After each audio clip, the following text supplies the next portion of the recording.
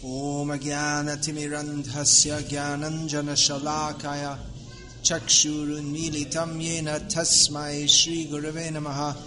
In 2 chapters.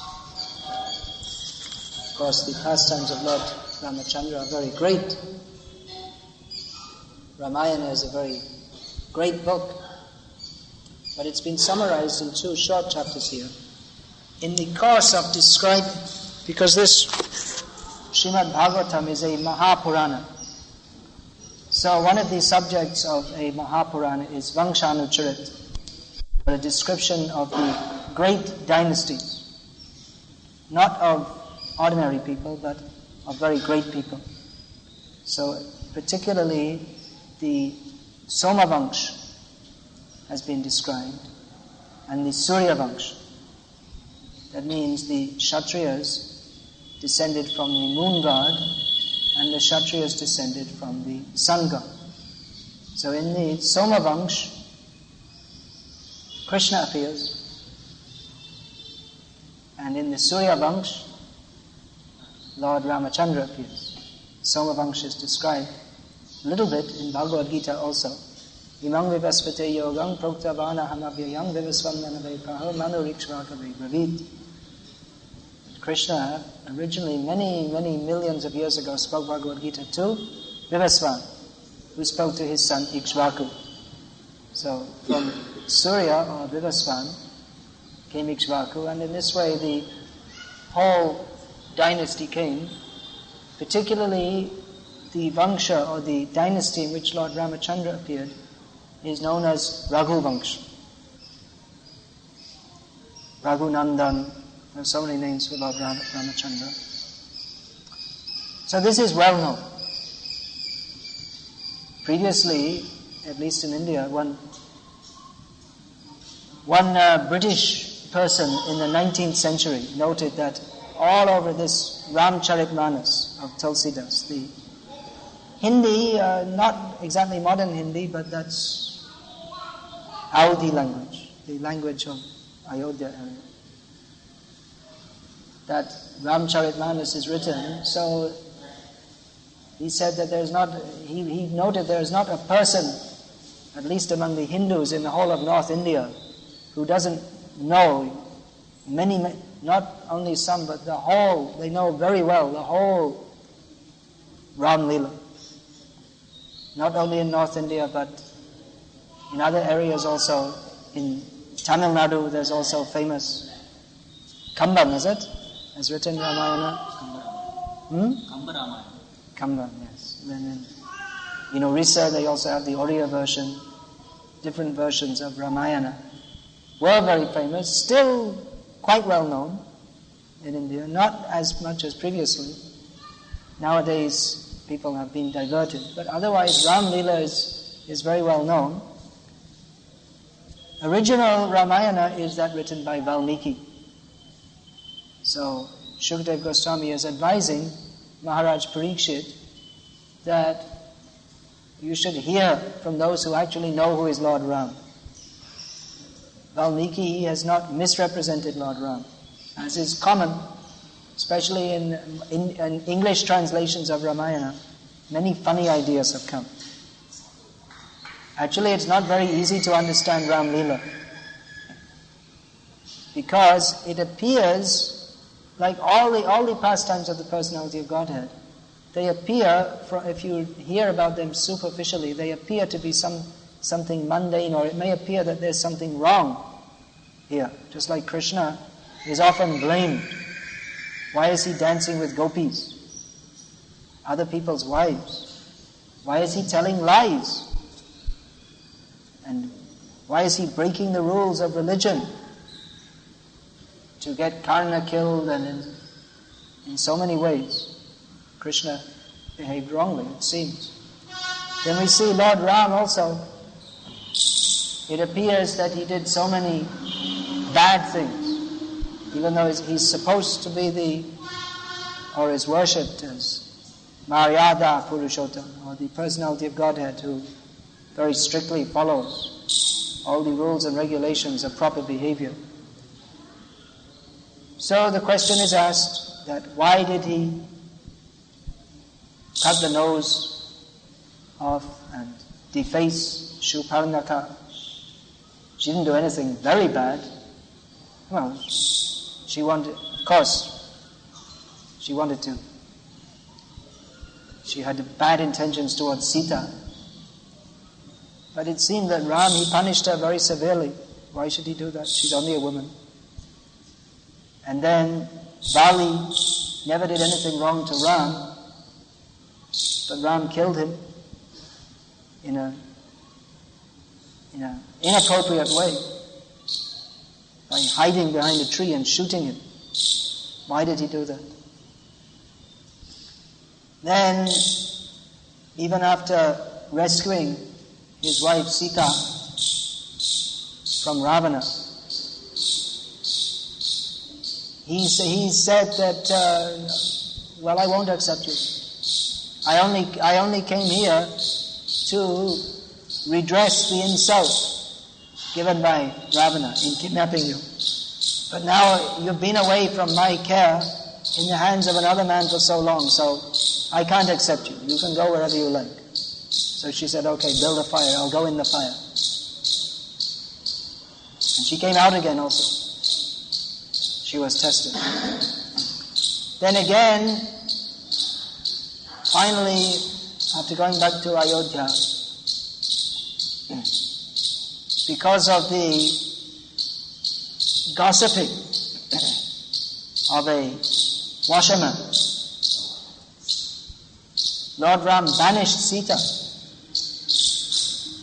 So it appears that even though he's looked up to as the personality of morality, he did things which are morally questionable. Therefore, the activities of Lord Ram have to be heard from Tattvadarshis, those who know the truth.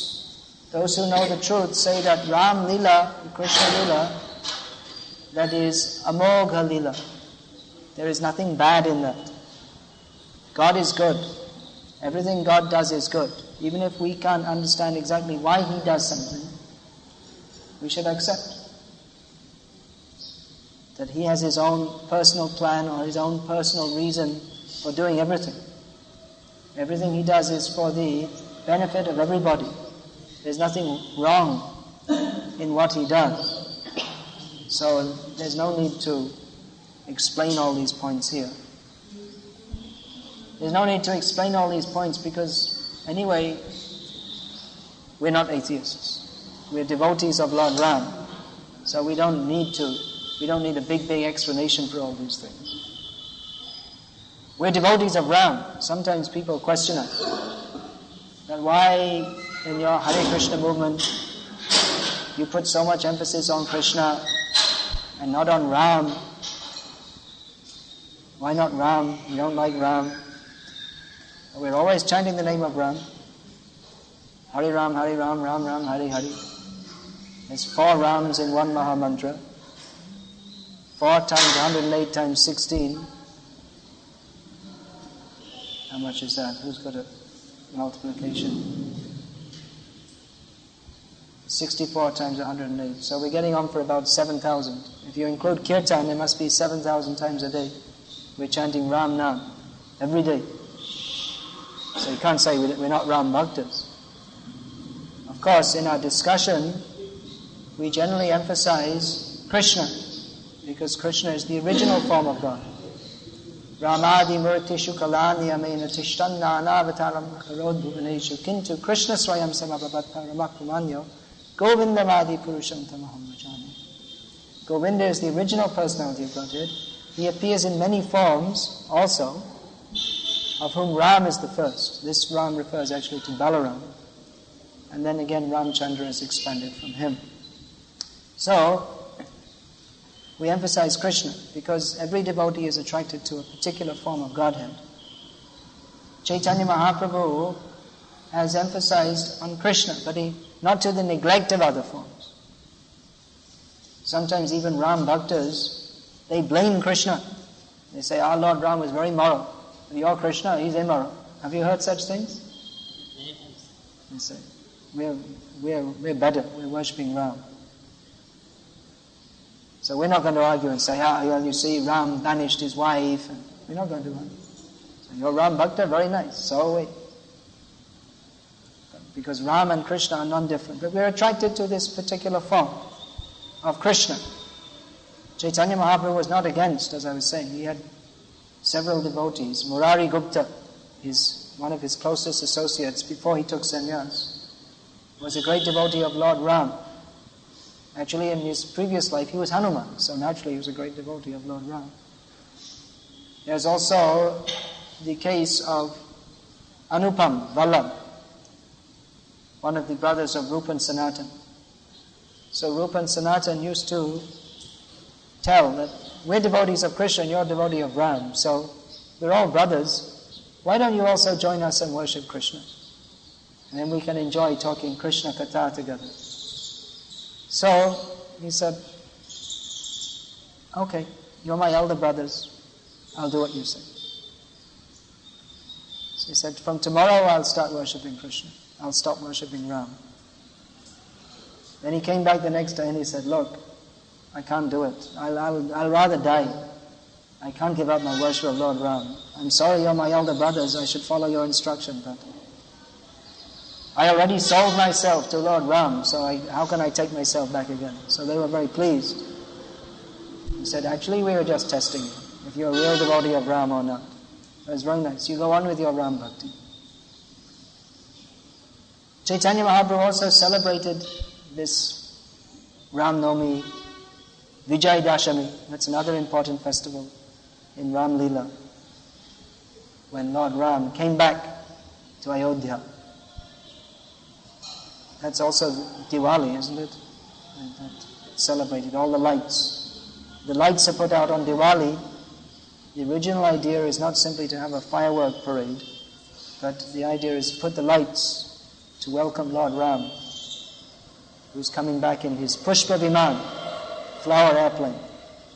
Just like if you go in the plane, you see at night they're landing, there are lights on the runway. So people put out lights. Here is Ayodhya to welcome Lord Ram. So we're also devotees of Lord Ram. We also celebrate this festival. But naturally our attraction is more towards Krishna. But that doesn't preclude attraction to Lord Ram. Just like there's a famous verse in Ramayana in which Hanuman expresses a similar sentiment. He says, Srinathe Janakinathe Abheda Paramatmani Tasmat Mama Sarvasvam Rama Kamalalochana. He says that I know that Srinath, Vishnu, Narayana, and Janakinath, Ramachandra, they are the same Supreme Personality of Godhead. But my all in all is Rama.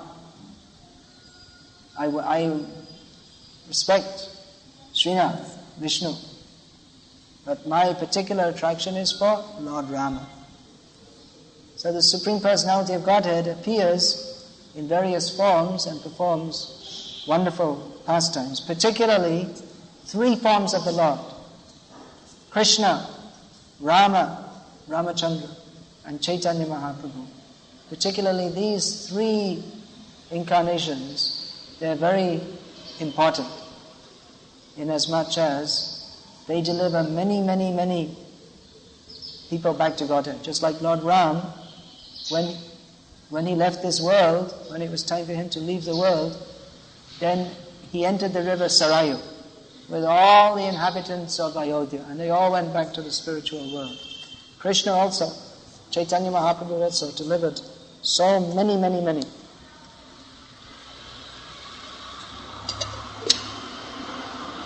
Ramchandra not only delivered so many in Ayodhya, but he travelled throughout India to go from Ayodhya to Setabandhu, Rameshwaram. It's a long way to go. So he walked all that distance. On the way, just by seeing him, just by the blades of grass being touched by his lotus feet, so many living beings were delivered back to Godhead. He lived in the forest for how many years? 12 years? 14 years. So many rishis were there, they were delivered by him. So many Rakshasas were delivered by him, by his arrows. Not only that, but these three forms of the Lord, they perform very elaborate pastimes. We've heard the pastimes of Nrsimhadev. Basically, he comes, he rips Hiranyakashipu to pieces, and that's about it. Vamandev, very wonderful pastime of cheating Bali Maharaj. And so many things he must be doing. He's in Sutala, watching the gate of Bali Maharaj. But not very elaborately described, as Krishna Lila is very elaborately described. Ram Lila is very elaborately described. Chaitanya Mahaprabhu's Lila, very elaborately described. So these elaborate pastimes that they perform, they are recorded, Ramayana, Srimad Bhagavatam, Chaitanya Charitamrita, just so that devotees in future can also relish these pastimes.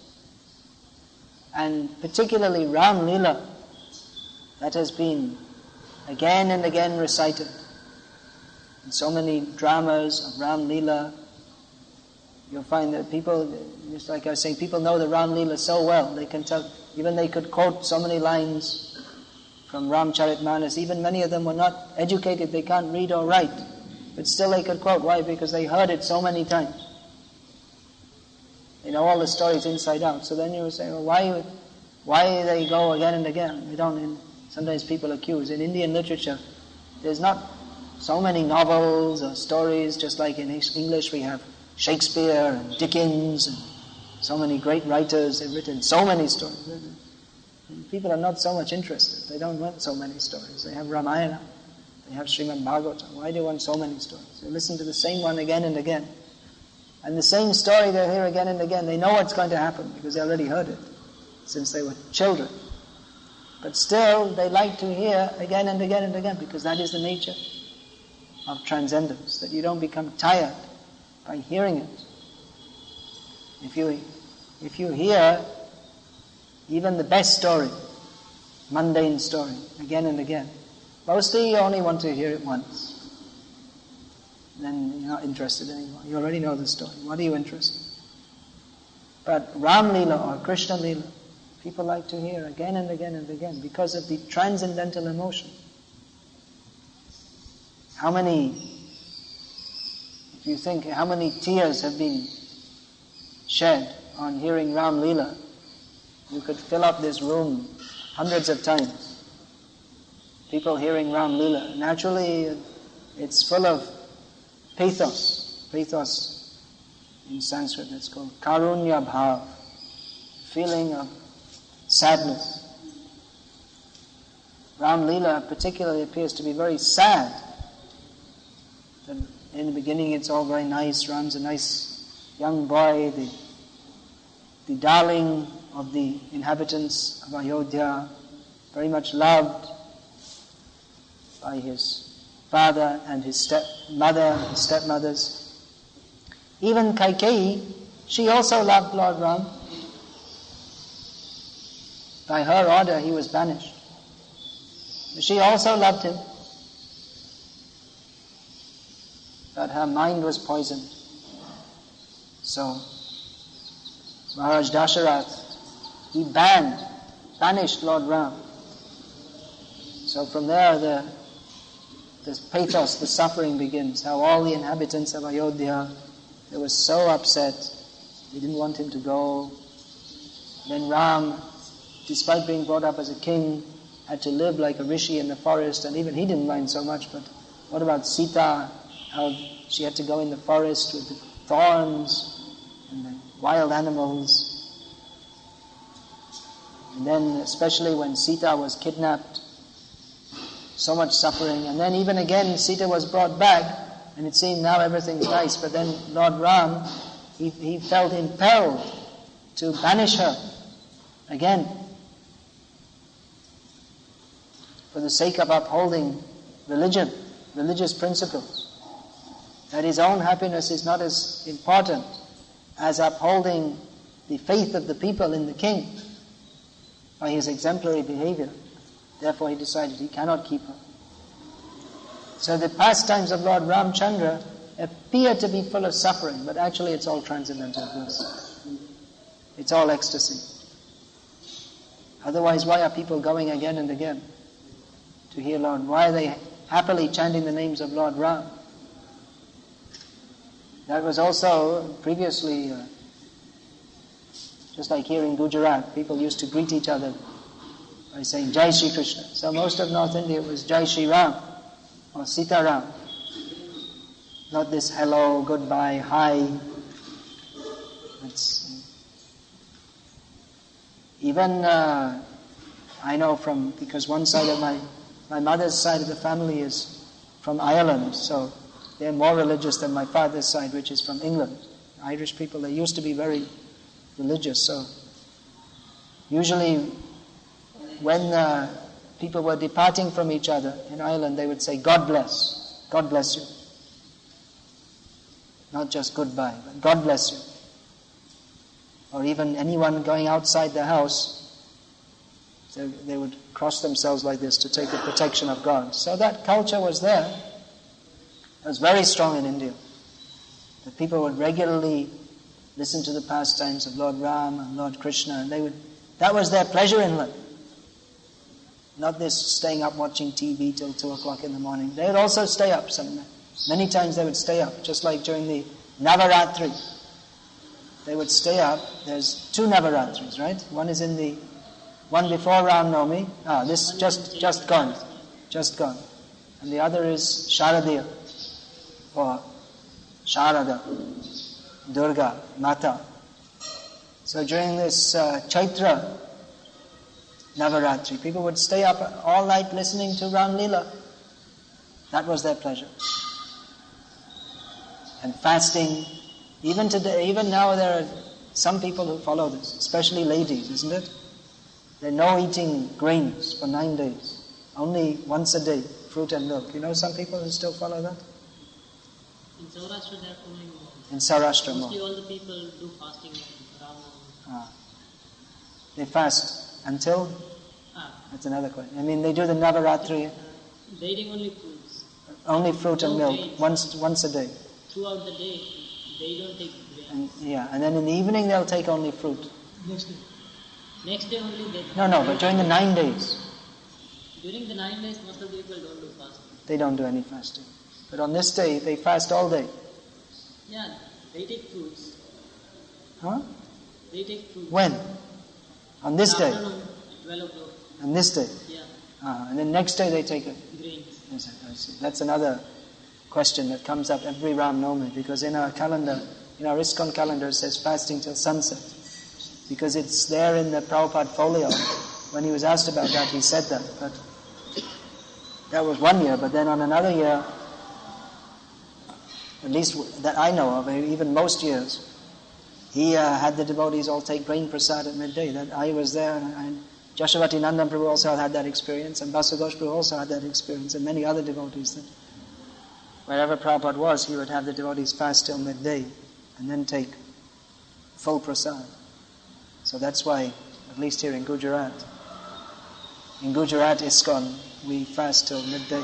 I don't know what you're going to do. I'm going to take prasad at midday, as I have done every year since I joined the movement on Ram Navami. So, Shukdev Goswami is saying to Maharaj Parikshit, you already heard the pastimes of Lord Ramchandra, so I'll just summarize them.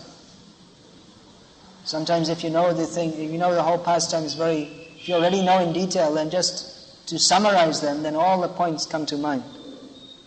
Just like you'll see many temples. They have all around the wall, just like we have here, not really in order. We have a few of the pastimes of Krishna and Chaitanya Mahaprabhu. But many big temples, you'll find all along the wall, maybe 100 pictures or 200 pictures of Ram Leela. Have you seen that? Starting from the beginning, even before Ram's birth. And they'll show all different scenes from Ram Leela or Krishna Leela, so that you go around, and sometimes they put a little description also. So if you take the time, even to see 100 pictures will take some time. If you take the time, you can be reminded of the whole Ram Leela just by seeing that. Even in Thailand, I saw very beautiful. In Thailand, they also have, in Thailand, in Indonesia, all these places, they all have Ram Lila. In Thailand it's called Ram Kan Hin, something like that. It's a little bit altered also. The story's a little bit changed, but that's very well known. They have drama performances, dancing, Sita, everyone knows Sita. So that there's one famous, the Royal Palace in Bangkok. So they have beautiful, very big, like this, what do you call this, bas-relief of Ram Lila in Thai style. They all have little bit slanty eyes like this. In Indonesia also, very well known, they have in their local language. People still, even officially they're supposed to be Muslims, but many of them, they know the whole Ram Lila, and especially Ram Lila. It's very popular. I was told by one devotee who's preaching there, especially in Java, one of the islands of Indonesia. And of course Bali, which is a Hindu island. But in Java, where they're mostly supposed to be Muslims, but they all know Ram Lila. It's their culture. So this is our aim in the Krishna conscious movement. We want to bring this culture back. It's a very nice culture of absorption in Krishna Lila, Ram Lila. Modern life is just absorption in work. That's all. Work hard and then watch TV, take some intoxication, horrible life. So we want to reintroduce this civilized life, discussing Krishna Katha, Ram Katha. If some of you can do this, that would be very nice. Actually, Prabhupada told Jashamati Nandan Prabhu that he should, just like they have the professional Kathakas, they go and they speak on Bhagavat Sapta, they do Ram Lila. Ram Lila is supposed to be in 9 days or something. There's some system for reading Ram Lila. You're supposed to read 2 hours in the morning, 2 hours in the evening. It's only a certain number of verses every day. And then you're supposed to finish it, and like this. So Prabhupada told Jashamati Nandan Prabhu that you should do like this. That you give the Krishna conscious purpose. So some of our devotees should do also. They should learn Ram Lila, Krishna Lila, Mahabharata. Tell these stories and let people come. They give the proper understanding. Just now, after this, I'll be going to South India. We're going to print in English Ram Lila, Ramayana. Just so that at least within our ISKCON world, devotees can have access to Ramayana without having to read all these Mayavadis editions. Mostly you'll find everywhere they're reading some Kamala Subramaniam edition, which is, it's Mayavadi. She's absolutely a Mayavadi, this lady who made this, and devotees are reading it. So what idea will they get? So for the first time we're going to introduce. No, actually they have in the West now given some Ram Lila, but this will be more elaborate, the edition and bringing out.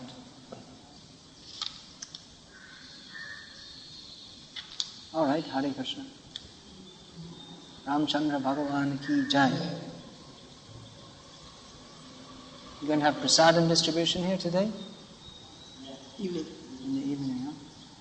What will you distribute? Khichdi, like that? Potato halava. Oh, you're following like a Kadashi? You need a lot of potatoes, huh?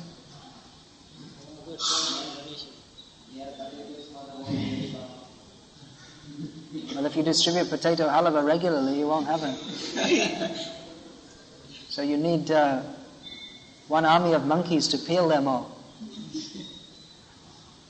There are no ravenas to fight with, but now they can all peel the potatoes. So you have a whole bunch of people out there peeling potatoes? Okay. I have a question. Yeah. There is one story about Ram. I want to know that whether it is bona fide. Oh. It is said that Lord Ram only asked Kaikeyi that she should ask him to go to the forest for 14 years to facilitate his facilitate his pastime. Did Ram ask Kaikeyi to do this, to tell Dasharath to do it?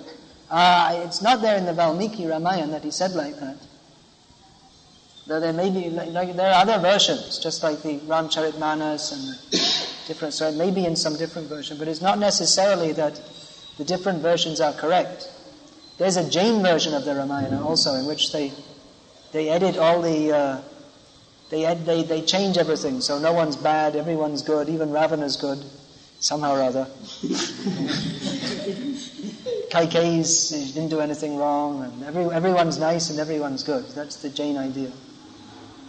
And everything's wonderful. So I don't know about that. Now this story is very much famous in Gujarat. It may be, yeah. It's probably from the Jain version. Jainism is more prominent here. There may also be in different... another reason there may be different versions is that that may be according to different times that Lord Ram appears, the pastime may be a little bit different. Or it may be also sometimes in the commentary that it's given, which is not in the original text, but it's not in the original text. But it doesn't appear, from the original text, it doesn't appear like that. It appears that Kaikeyi, her mind was poisoned by, who was that servant? Manthara. Her mind was, otherwise she also loved Lord. The maidservant Manthara came, why are you celebrating? She was also happy. Lord Ram is going to be crowned, very nice, how wonderful. And she said, why are you so happy? You're such a fool. You should be sad. Better you get him thrown out of it. So it doesn't appear that she was asking Dasharatha to banish him on the instigation of Ram, but on the instigation of Manthara. So at least in the Ram Leela we know from Valmiki, it's not told like that.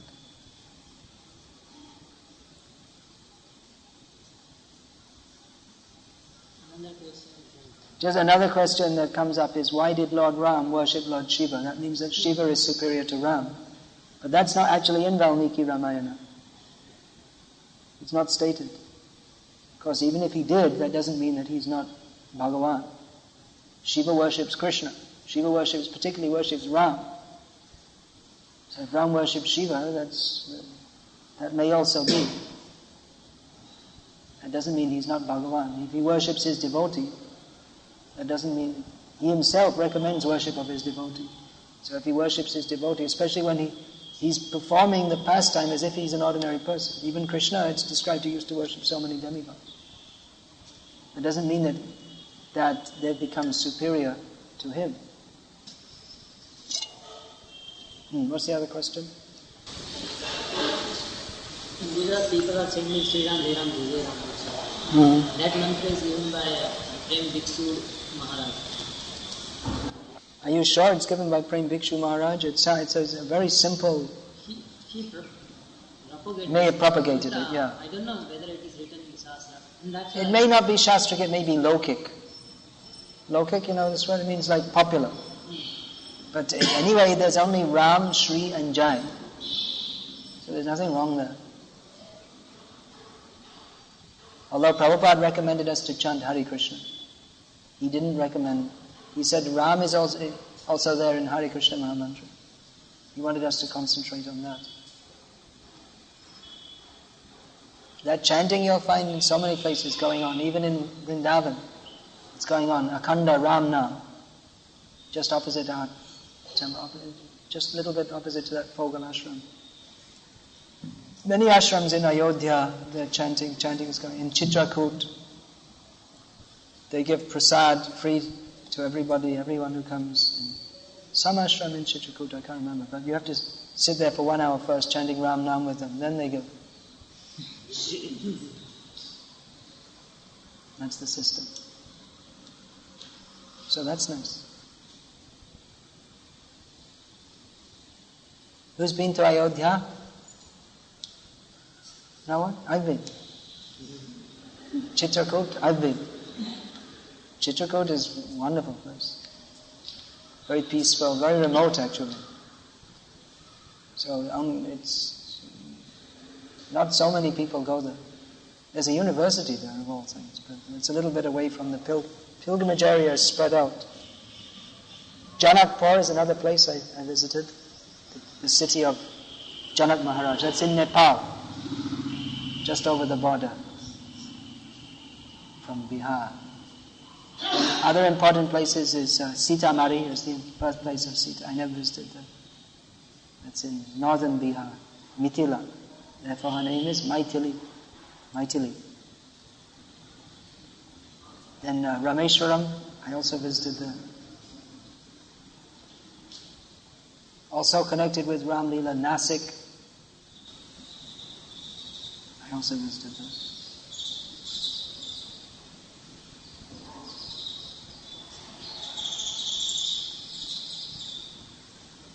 Jai Hare Krishna. Bhagavan Ram Chandra ki Jai.